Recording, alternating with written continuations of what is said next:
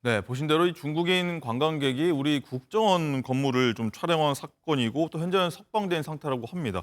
자, 임재 변호사님 보니까 굉장히 수상한 부분이 리포트 보니까 많이 나오거든요. 이 지금 본인 실수라고 하고 있는데 대공 혐의점 뭐 없다고 봐야 됩니까? 어떻습니까? 그렇습니다. 좀 미심쩍은 부분이 있는 것은 사실입니다. 이 관광객은요, 이 우리나라 사적 제194호 허닝릉을 입국을 하자마자 방문했습니다. 바로요, 가서. 그렇죠. 사적이기 때문에 충분히 방문할 수 있는 곳이고 그곳을 드론 촬영하려고 했다 이렇게 본인은 밝히고 있는데 네. 이 허닝릉 바로 옆에 국정원이 맞닿아 있습니다. 국정원 같은 경우에는 당연히 우리나라의 굉장히 중요한 시설이기 보안 때문에 시설이죠. 드론을 통한 어떤 항공 촬영이 금지되어 있는 예. 것이고 이곳에 촬영하려면 별도로 허가를 구했어야 되거든요. 하지만 당연히 이런 허가를 받지 않은 상태에서 국정원까지 드론을 통해서 촬영을 하다가 국정원이 자체적으로 보유하고 있는 감지 시스템에 의해서 드론 촬영이 적발이 되었고요. 바로 이제 현행범으로 체포가 된 그런 상황입니다.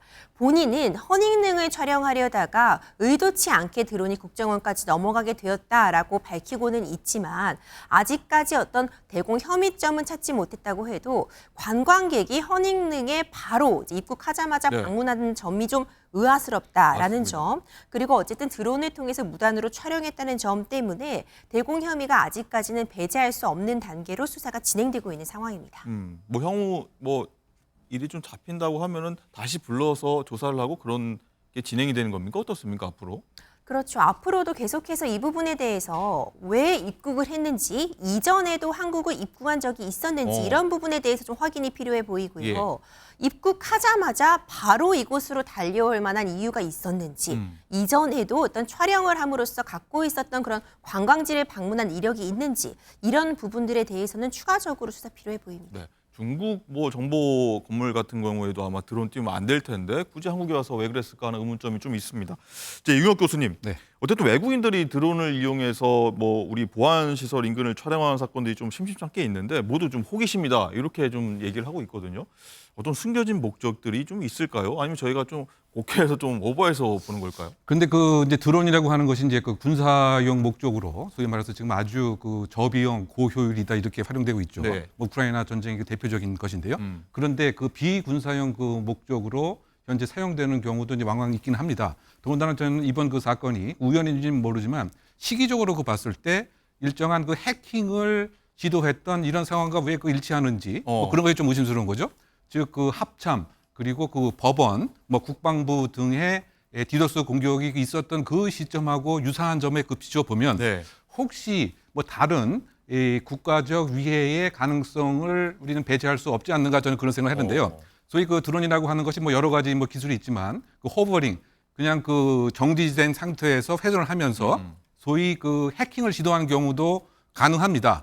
그렇다고 본다면 이제 그 국정원에 그 갖고 있는 현재 아주 현한 그 첩보들 뭐 이를테면 그 러시아에 관한 뭐 동향이라든가 네. 뭐 북한에 대한 뭐 동향이라든가 왜냐하면 이번에 그 이 디도스 공격과 관련돼서 지금 잠정적으로 알려진 사항은 친러시아 그 해킹 그 그룹들이 일정한 역할을 했다라고 일단 잠정적으로 판단한 것 같습니다. 혹시 이제 그것과의 그 연계성은 있는 것은 아닌지 네. 뭐 등에 대한 조사가 좀 있어야 될 것 같고요. 네. 이른바 그 드론 포렌식을 철저히 활용할 필요가 있을 것 같습니다. 예, 제가 지금 얘기한 대로 일정한 망을 통해서 해킹을 시도하려고 했다면 지금 이 포획된 드론 안에 그와 같은 그 기능이 분명히 있기 때문에 그와 같은 이 장착을 하고 있었던 것인지 이것을 그 활용을 분석을 해봐야 될 것 같고요.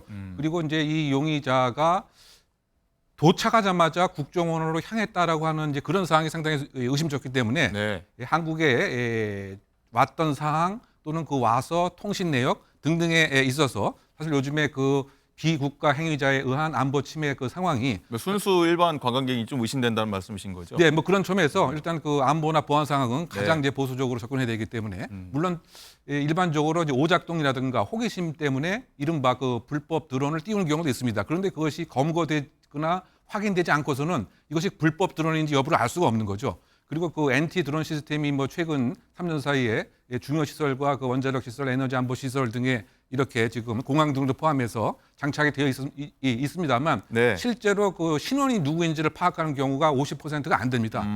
소위 말해서 한번 띄웠다가 사라지게 되면 알 수가 예, 없는 거죠. 그렇군요. 뭐 그런 그 측면에서 그 철저한 수사가 좀 있어야 되지 않나 생각합니다. 네, 알겠습니다.